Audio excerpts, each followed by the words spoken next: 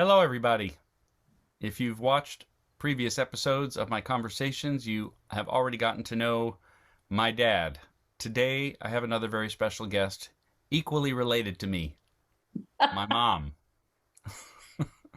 My guest today is Sonia Nahmod, attorney, mother of three boys, wife of Professor Sheldon Nahmod, and immigrant American. So, welcome, Mom. Thank you. I am happy to be here. Mom, where were you born? I was born in a small farming community called Yangijul, Jangijul, which is an hour away from, it's in Uzbekistan, an hour away from, help me because I'm going to lose the capital city, from Tashkent.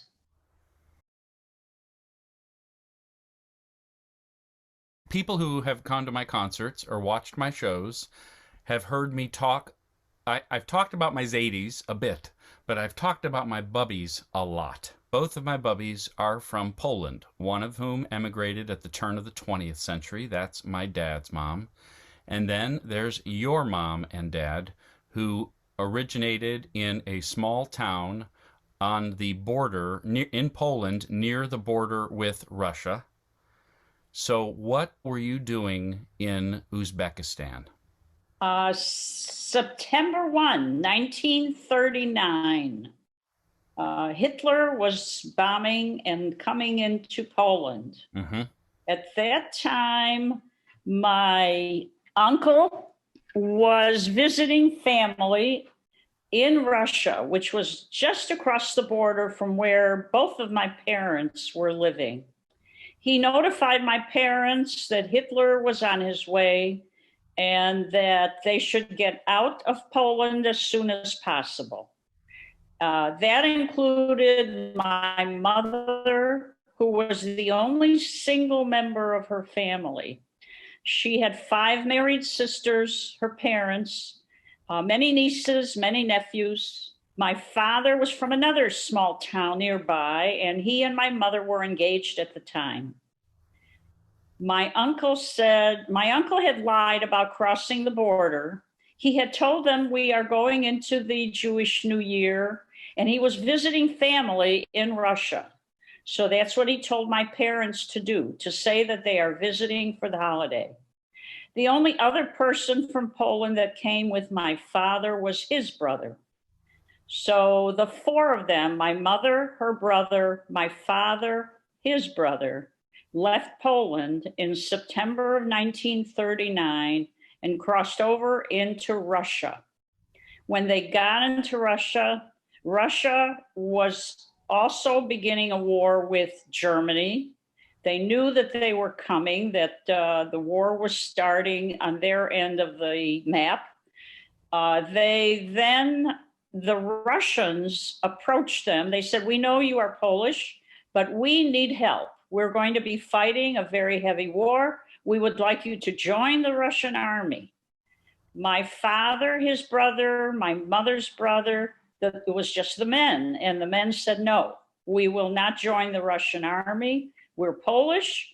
We finished the war. We want to go home."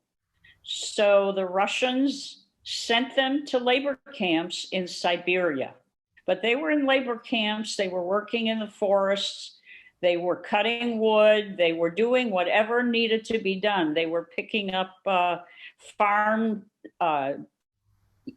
potatoes and onions and whatever it was that people needed to eat. And that's what they did. It was it was not a concentration camp because they weren't being put into gas chambers, but they were starving. They had very serious illnesses and they all barely survived.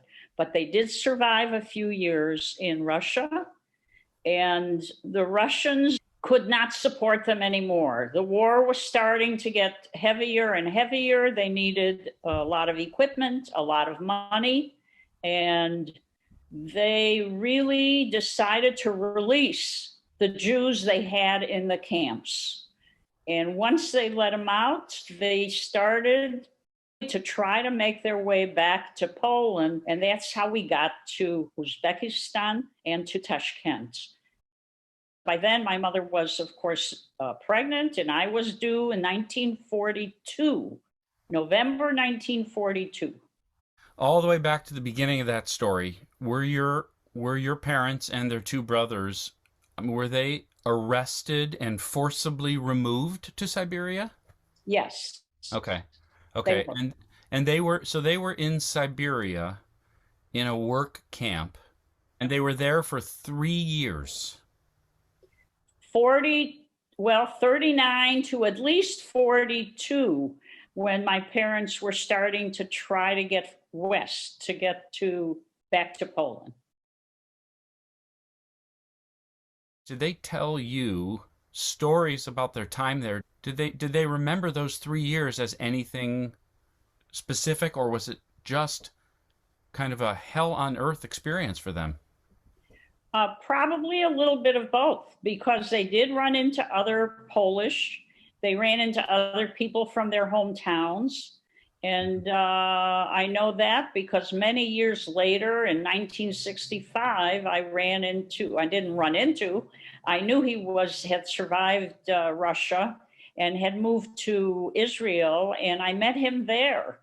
A very good friend of my parents, someone who had escaped with them. My mother had nursed him in the camps through terrible ordeals and terrible diseases, and they did run into other Polish. They ended up congregating as much as they could with other Polish people who had escaped the Nazis, really. Both my uncles met their wives in Siberia and in Russia because their wives, one had escaped from Moscow and from Odessa, and one was also from a town in Poland who had been picked up by the Russians in trucks. Never saw her family again. She was 15, 16, and grabbed her and took her to Russia. They told her they were saving her life. Well, in fact, they did, because there she met my uncle and they were married there. So they met their wives there, they met other friends there, and it was, in that sense, it was quite lucky that they ended up in Russia.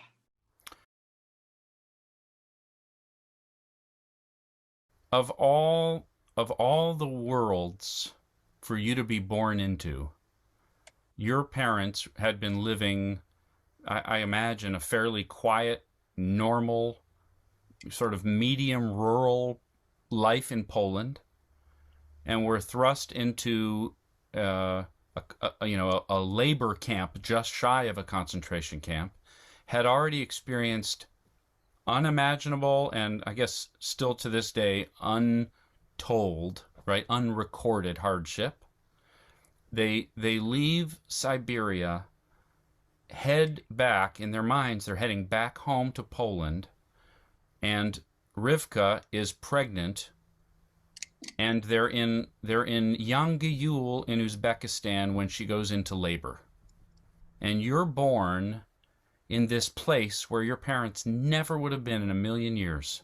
As far as they're concerned, they're in a way station between hell and home. That is correct. Every birthday, she loved to tell me how high the snow was when she was 9 months pregnant. And my mother in Poland, she was not allowed to continue with her education. So she decided to learn a trade. She learned how to sew.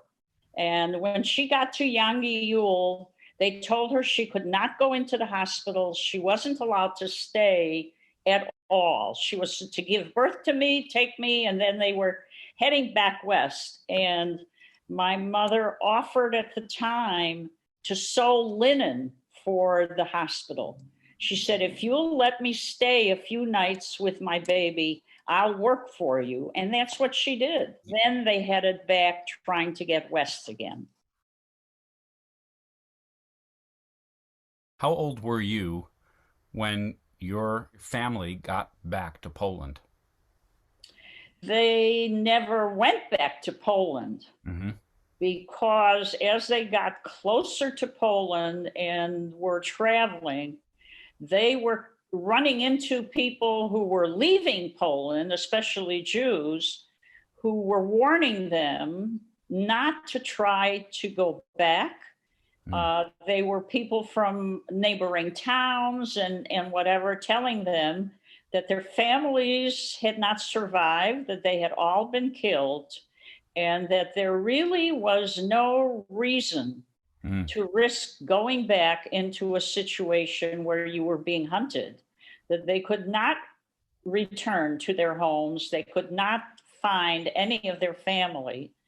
They knew my father already knew that his sister had passed away very early on because I have her name, and traditional Polish Jews would only name you for a deceased relative.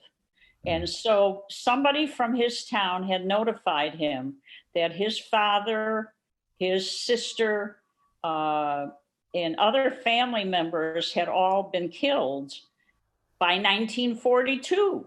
Right. So when they started back, they really never made it back to their homes at all. But there were, in those days, caravans. There were underground trucks and caravans that were trying to save the surviving Jews Mm. and try to figure out a way to get them past Poland, to get them through Poland without actually going into Poland, and getting them to Germany where there were Americans and where the war was winding down and they were creating displaced persons camps. If you were lucky enough to get into the American sector of Berlin, because they were, by then they had divided Europe. My aunt was Russian. My aunt was from uh, Talking about Bella. Bella, Yeah. right? She was Russian. And I was blonde and blue eyed. I'm now no longer blonde and blue eyed, but I was at that time. I was a little girl, 2 or 3 years old. And my mother, every time people came through a train or through a caravan to see who was there, my mother would grab me and hand me to my aunt, because my aunt was Russian. She Mm-hmm. didn't look Jewish. She didn't, she really looked very Soviet, very Soviet. And Right. I was a blonde, blue-eyed little girl. You looked a little like And my Shirley mother Cooper. would disappear. She would either hide her face or go into the bathroom or hide, trying to make sure that if anything happened, that I would be saved. Wow. So the whole point was to get out of the East and try to make it to where the Americans were now ensconced, which is in Western Europe. How did your parents know what Americans represent? I mean, what they represented to somebody in such desperate situation? How did people know that Americans were giving safe harbor? When they were living in Poland, they were living in Russia in 1910, 1920, whatever, 1930. The streets of the United States were paved with gold. Paved with gold, right? Paved with gold. And there were some relatives, including my grandfather's sister. She had left Poland in like 1910. Yeah. They came to Chicago. They had a business here. They had a home. There was a different life, and word would get back. People would send letters. People would contact their families in Poland and in Russia. So America became really, in everyone's mind, became the goal. When you heard that American soldiers had defeated the Nazis obviously with the other armies that were involved with the British and so on, that's what you wanted. You wanted to get to America, and you wanted to get to Americans. So the answers, my first piece of chocolate that I can remember was coming from an American soldier on a ship heading to New York, heading Well, to America. okay. Although I always want to talk about chocolate, hold off on that story for a second. So your parents succeeded in making it to West Berlin, and arrive in West Berlin as refugees with one child, and Pregnant with number two. number two was born there. I thought my uncle was In Berlin in a DP camp. right. So do you? So at this point, you're now 3, 4, 5 years old, 5. and do you remember the camp?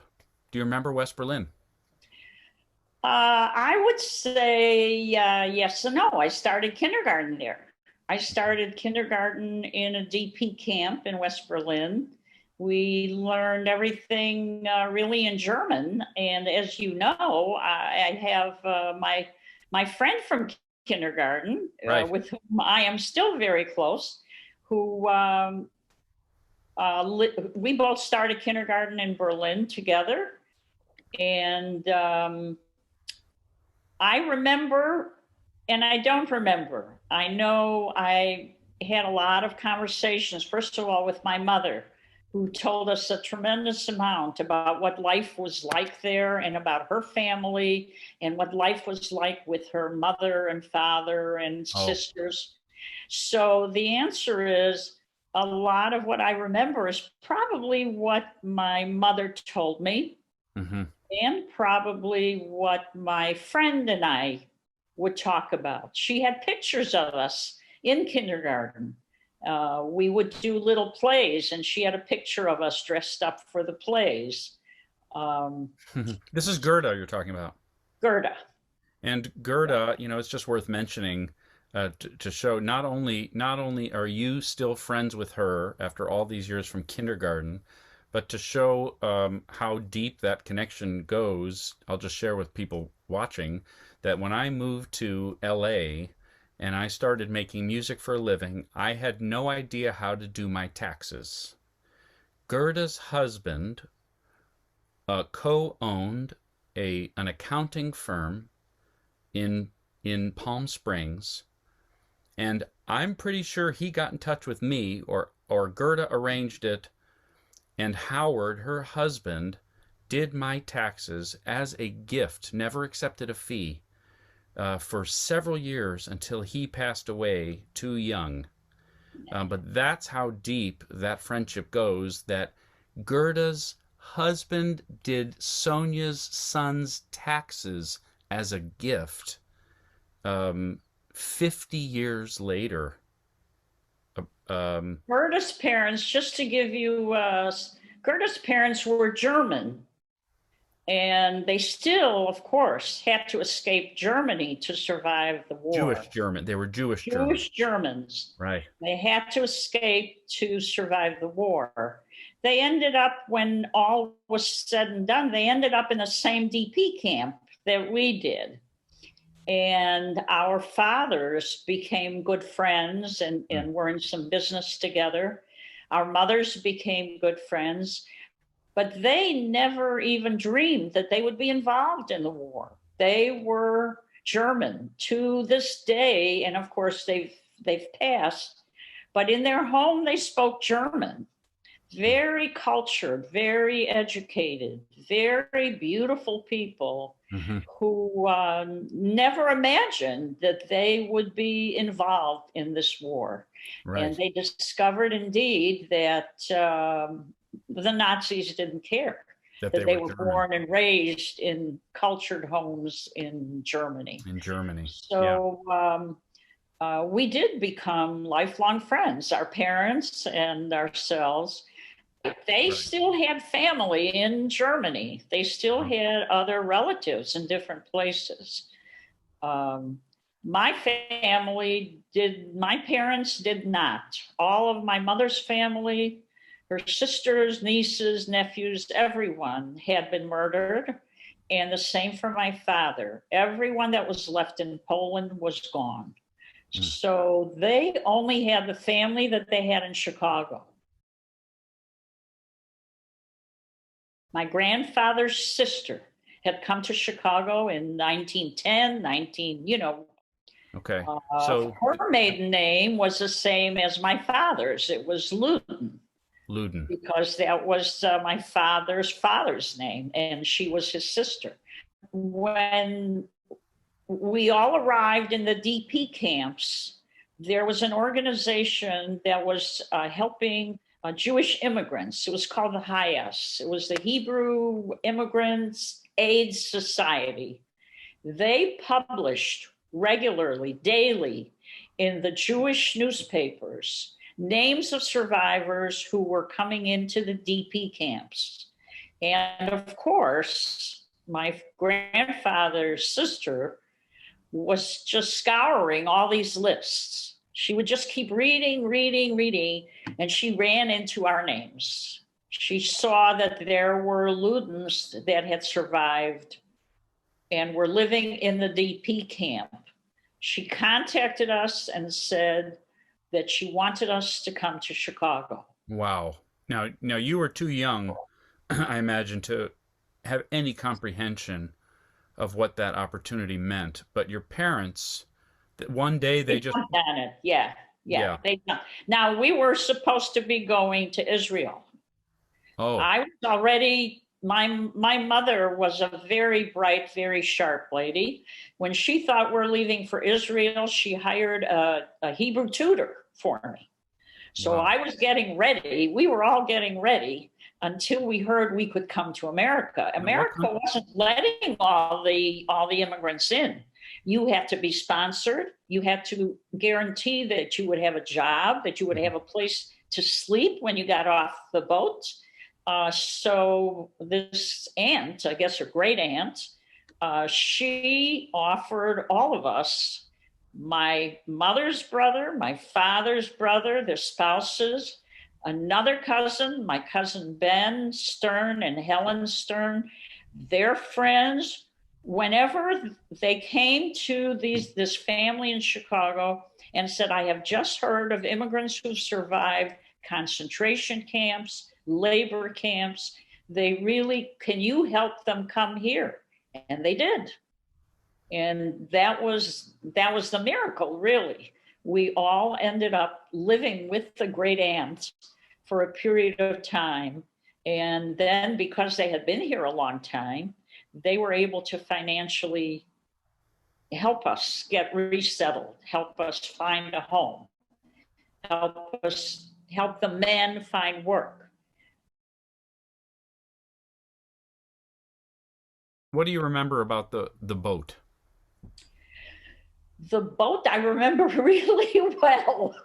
The boat, the boat was a living hell. It was, we were in steerage. We did not have cabins and so on.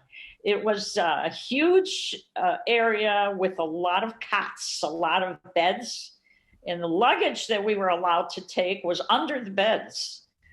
This was December 1949. And crossing the Atlantic, we were constantly, every day, we were being told to put life jackets on and practice drowning. It was like, I thought to myself, oh, yeah, this will work. My poor mother, oh my God, every time a bell rang to say it's time for lunch, time for dinner, she was over the rail. She was throwing up. Growing Even up. the sound of the word food would get to send her over. We spent 2 weeks on that ship, and the ship would go this way, then it would go that way. And every single time we could hear the luggage. The luggage would go from one end to the other end, then to the other end. I remembered that ship really well, so well that I hate ships, I hate boats, To I this hate day. water. To this day. Very traumatic, very Do you traumatic. remember the name of the ship? You know what? I have the ship's log. I didn't bring it here, but I don't remember the name. But the answer is yes. Mm-hmm. I have the log, and when you open it up, it lists my parents' names and my name and my brother's name. My brother was, he was 5 years younger, so he was about 3 years old. Hmm. Do you remember seeing the coast when you got close enough? Do you remember seeing the Statue of Liberty? Do you remember? Not only that, but my mother always told me, and I've never been able to follow up. At the age of 8 or whatever I was very cute. And apparently they took my picture when we arrived in New York Harbor. They took my picture and I was on the front page of one of these Jewish newspapers, but we never got a hold of it and I've never been able to track it down. But the answer is that we do remember we were all watching the Statue of Liberty. Um, and Years later, we're talking many years later, your father had a meeting in New York, walked into Grand Central Station, looked around Grand Central Station, and I said, by George, this is where I was. I remembered the ceiling and I remembered the lights and I remembered walking around with a little piece of paper asking people where we should go to get on the train to go to Chicago.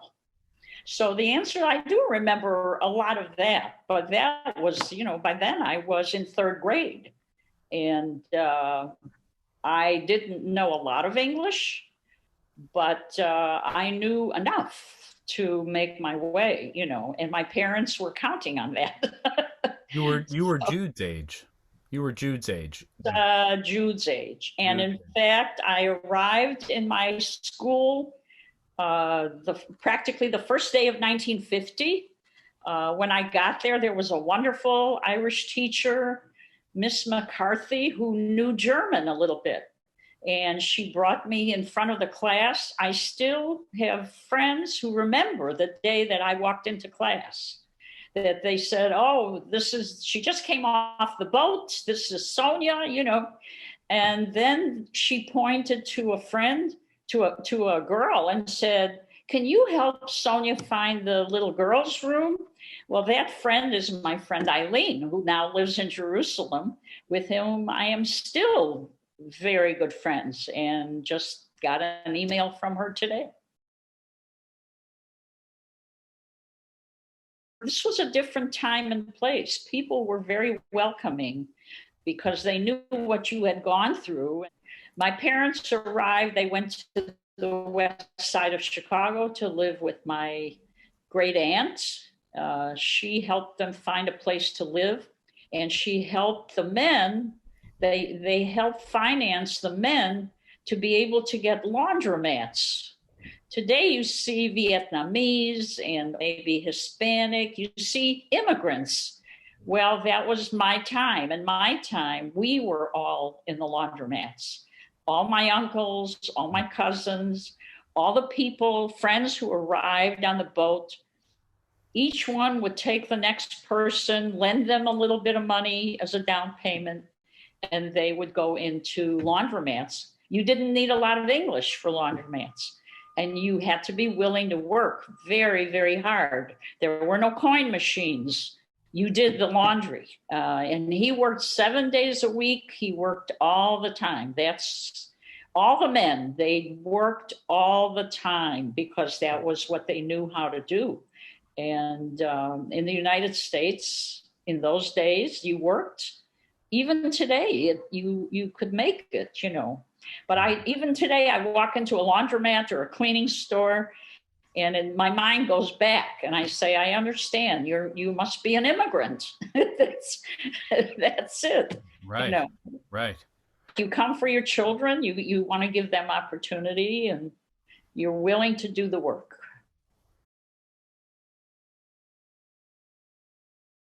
You lived out your childhood on Drake Street, right, in the north side of Chicago. How did you do in school? Did you do well?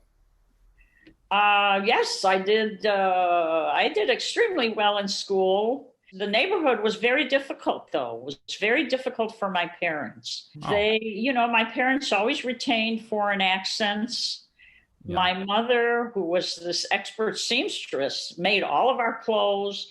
all Right. of our drapes, everything that you could imagine. She worked very, very hard, never had help. My father worked 7 days a week. The neighborhood was a little upscale for where we Oh, were coming from, and they were right. not always that welcoming or that lovely. Oh, What really got us through, including my brother and my sister and myself, is that we did very well academically because my mother and father really stressed that. My mother didn't even let me learn how to sew the way anything. I didn't know how to thread a needle because she kept saying my husband would buy it for me. I did wow. not have to learn to do what she did. You know, she considered it kind of labor. She wanted to get us out of that mindset. My father did not let us come to the laundromat to help him. They always insisted that we had what they called more important things to do. And that was study, practice, study, practice. Right.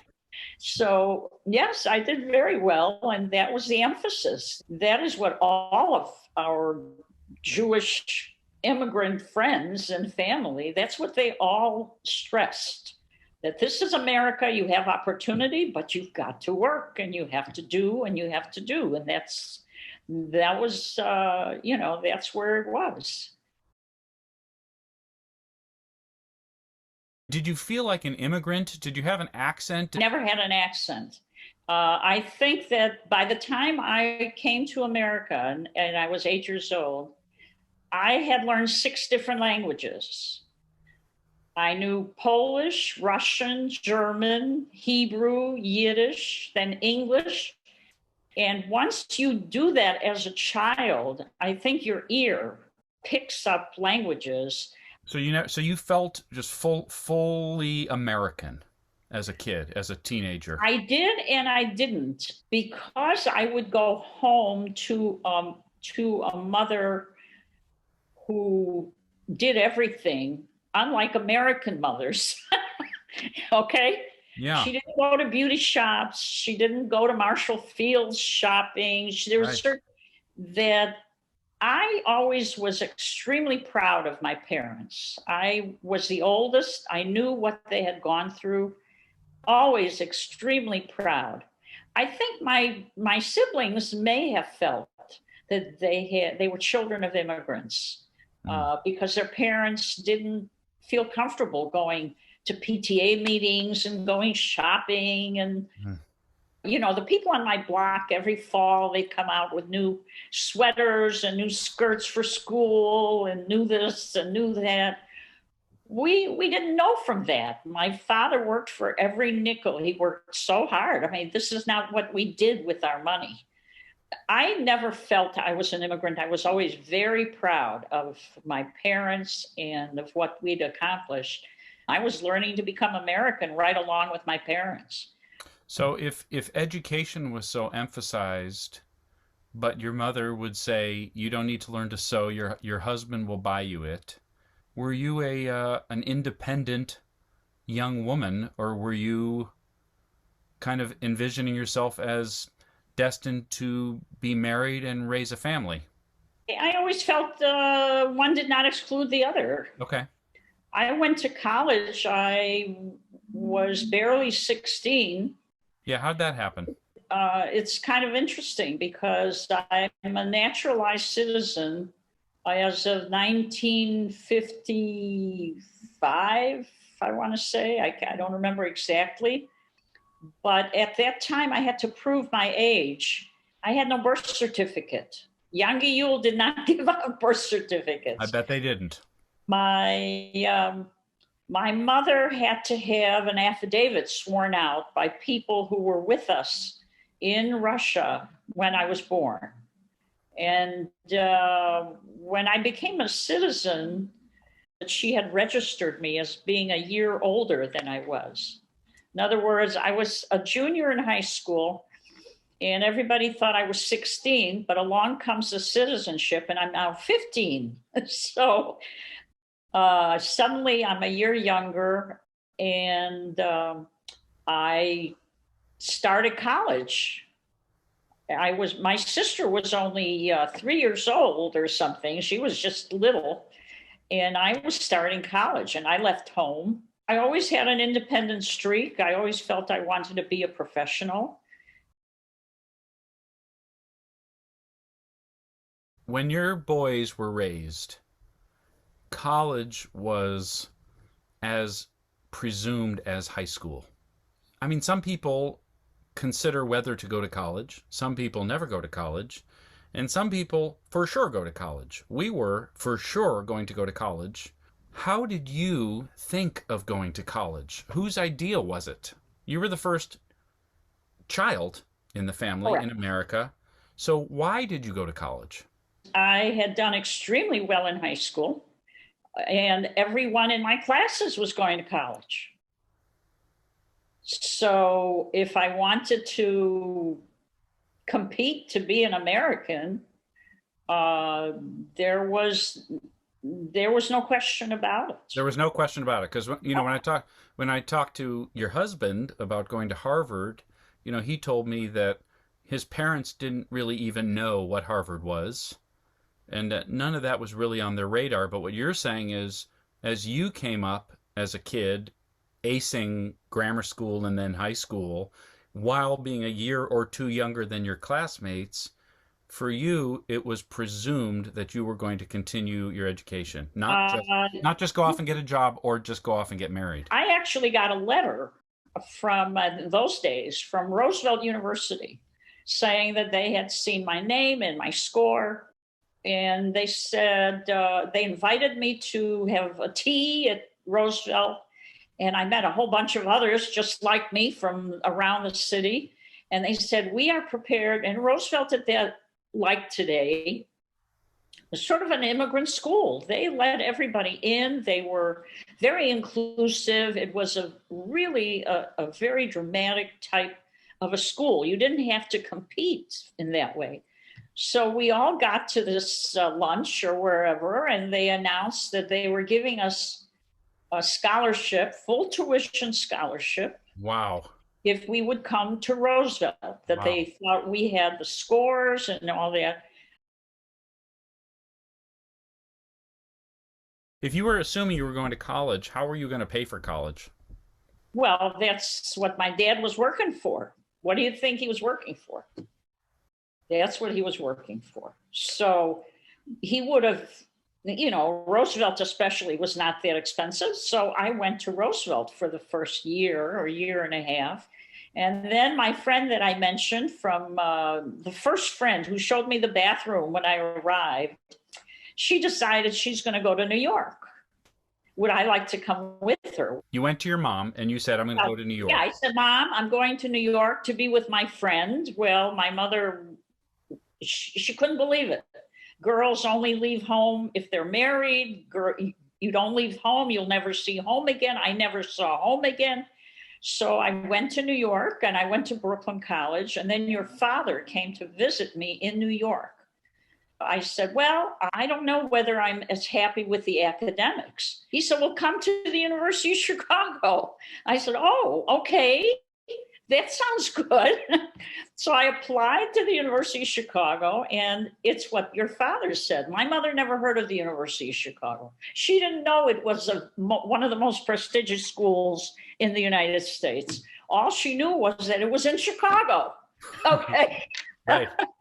And the University of Chicago in those days was very liberal with scholarships, was very liberal with people. They didn't care about your status or immigrant or not immigrant, unlike a Harvard or, some of them cared, but University of Chicago didn't care. It's a tremendous place academically. It was an eye opener. It was really an amazing school. And that started me thinking that I wanted to be more than, I wasn't going to just be a housewife if I graduated from the University of Chicago. And your father, whom I saw on and off and dated on and off all this time, he agreed. When I said I wanted to go to law school, he said, go. If you really think about the story you've just told, when we rewind the clock just an hour on this tape, you are in a hospital in Yangyul with your mother sewing linens for them to allow you to have a couple of nights and her a couple of nights there to recuperate. The miracle of a distant family member across the ocean, like a seed planted 30 years earlier, that beckons the family across the ocean. You arrive in Chicago, and your parents go to work with such intensity and commitment that they shove you out of the mindset that you're just going to get by. They don't let you sew or cook or fold clothes for a living. You arrive literally at one of the world's finest universities. You graduate from University of Chicago, and you do get married. You get married fairly young, right? How many years out of college did you get married? Actually, a couple of Okay, a years, couple of years out probably. of college. Well, yeah, yeah. I graduated. Yeah, I graduated. I was about 20 or 21, and Right, uh, I taught school for a little bit and traveled a little bit. And your father went back to Harvard for his LLM, right. and that was in Boston. And I had a good friend in Chicago who had started law school and who had the LSAT. You know, you have to take the LSATs. She had the book that helps you study for the LSATs. Hmm. And she started law school and gave me the book. And I said, I told your dad, I said, you know, she's going to law school. What about me? Do you think I could do it? He said, why not? So this was in Cambridge, Massachusetts. And you were born in July. And I would guess about a week later, because I had a big tire I was sitting on when I took the exams, the Yeah. LSAT. Um, I applied to Suffolk Law School in downtown Boston. And we had incredible neighbors who were willing to babysit for your brother. Wonderful, from Australia. So I took it, and last minute, I got in. And I started law school at Suffolk. With two babies, with a With 3-year-old and two a babies, 1-year-old. two babies. Jack was 5, and Oh, then you were born in July. And I started law school at Suffolk. I had 3 exams that year. The last exam was my torts exam. And on the way to the torts exam, I learned that I was pregnant again. yeah, yeah, And I said to your father, I said, well, that was fun, but right. it's not going, but it's over. It's going to be my 3rd baby. So that year, I didn't continue, and Dad started his new job at Duquesne in Pittsburgh. We all moved to Pittsburgh. Um, and for the first time, really, I was one of the first. Duquesne Law School decided to offer tuition to the spouses of Wow, faculty. wow. And we had no money, we had no relatives, we had zilch of anything there. But your dad said, don't worry, we'll work it out, we'll do it. If you want to do it, we'll do it. And clearly, without him, nothing would have ever happened, because I would go to class at night with all of you in the car, 3 boys in the car, Yeah. and I would get out of the car and your father would get in and Wow. take you all home. And then I made friends there who were able to bring me home after class. And Right. then when it came time for finals, we had no classes. So Dad wasn't teaching. So he would watch you while I crammed. I would just sit there for 2 weeks, page after page after page. Right. How many women were there in your class in Duquesne? Not very many. not very many. There were probably 10%. There were probably about 60 or so in the class, and maybe 6 or 7 of us. Out of those 6 or 7 of us, only 2 of us were married with Married. children, Right. and one was married. She had no children. Once I did very poorly on on one exam. I did really poorly. So I told your dad, I said, listen, I've got to find out where I stand in the class. Because if I'm way down in the class and I can't get a job, I am pedaling as fast as I can, but it's not working. Right. So I went into the dean's office or wherever. I said, can you please check where I am in the class? Because otherwise I'm going to have to resign. She said, I can't really tell because you transferred in, but it looks like you're 6th or 7th in the class. Excuse me? 6th or 7th. I said, excuse me? Graduated in the top 10 of this class. So I had 3 children who really, I barely seen them all year. And I opted not to go, corporate, or I opted to do my own thing, and it worked out fine, but I stayed in Pittsburgh. I could have had any job with the credential that I had. To tell you where my parents were, my immigrant parents. Yeah. My father and mother never traveled. They never came to see it. My mother maybe once came to see us in Boston. My father never came anywhere that we lived. He came one day. He closed the store and came. And if you can guess which day, you'll know where they were coming from. My father came only one day for my law school graduation. That was the day he showed up in Pittsburgh. Mm-hmm. To him, this is why he came to America. So for him, this was just, this is the immigrant dream. This is why these parents came here. And I don't care whether they came from Vietnam or Russia or Japan or wherever. That's the reason they're here. Right. Right. So that's why when I hear the word immigrant, you have to stop and wonder what it took for these people to do what they're doing. And yes. Yes.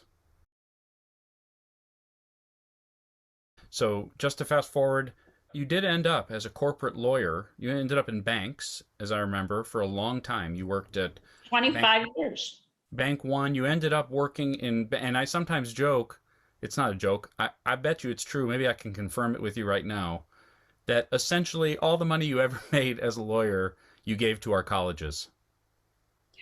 Well, essentially, all the money that I made as a lawyer went to your high school, to your grammar schools and high school, right? Then colleges. I asked you, how were you going to pay for college? And you said that was why my dad was working. What do you think he was working for? He was working for that. And when I look back, I never felt like we were wealthy, but we always had milk in the fridge. We always had gas in the tank. We always had a car to get where we were going. And the miracle of all miracles, there's Dad behind you, strolling around. Oh, that's a good camera you have over there, man. But then the real miracle that, as I look back on it now that I'm a so-called grown-up with a child, is that when the 3 boys arrived at college age, you and Dad wrote the checks to pay for college, even though neither of you had ever won a lottery or become CEO of anything. All those years you worked at Bank One in Evanston and at Chase. Chase, that's not Citibank, Chase, right? And all those years you worked in offices and cubicles, and you were a trust officer, right? You were doing what your father did for you. You were taking care of your son's education. It's not like you didn't hand us a briefcase full of money when we graduated. You didn't buy us Volvo station wagons to go to college with. No. But you made sure that we were going to go to college and that you were going to get us there. That's correct. Yeah. You're a lawyer. You're an immigrant. You're a woman graduate at the top of your class from a law school in Pittsburgh, born in the most in the most stressful of circumstances, right? The most unlikely of circumstances for you to arrive where you've arrived now in your beautiful condo in Chicago, with your husband, married now 55 years, maybe more. 66, 54. Well, 50, I don't know really. March something along 20. those lines. Yeah. Yeah. So in terms of the American dream, like you say, your parents went through hell on every conceivable level, and all these years later, from 1949 or 50 to 2020, 70 years later, here you are in a comfortable condominium with your husband by your side, your three sons healthy and well, and having gone through college and now raising kids of our own, all three of us, I might add with beautiful grandchildren. with some good-looking grandkids, to arrive at the kind of life that most people in the world only dream of, and even the kind of life that your parents dreamed of when they trekked across Europe to get to West Berlin, to get to the United States. So thank you for raising your three boys so beautifully, and for paying for our college. And I'm going to do the best I Thank can you. to do the same Thank for you. Jude. In your honor, I'm always paying tribute to my parents and my Bubbies and Zadies, and it's really a special thing to know where I came from. And one of the things that I've been thinking about and talking about more in public lately is the fact that I make this sort of strange kind of music that's positive in nature, and sing "God Bless America" with everything I've got in honor of especially of Dad's mom, who always loved that song. Yeah. But as the generations go on, your sons now we are the carriers of that legacy of your parents trekking across Europe with broken hearts and empty pockets to make it to the United States. We're that legacy. We're your legacy. And doing the best we can to live up to it, because you've got quite shoes to fill, even though you're a little tiny, both you and Dad, short in stature, but Short. like I say, tall on the inside. So thank you, Mom. Thanks for doing Thanks, it. Dan. Thanks. I love you. I'll talk to you soon. Bye.